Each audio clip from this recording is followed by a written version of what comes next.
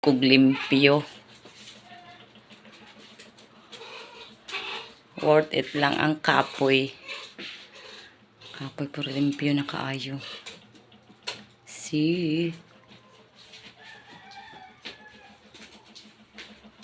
Ako na human. Magtaon pag mga anik-anik. Okay na. As I say, flex ko lang kasi katatapos ko lang maglinis. Tapos pupunta tayo sa kusina.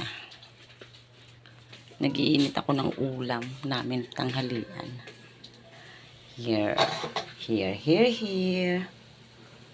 Itong pahinayan kaya ako gutom na si Uka. It's worth it. Tanan na human na. Oh, human na kog laba. Human na tanan. Ako mga buhaton. Tog sa kog kadiyot kay naadaw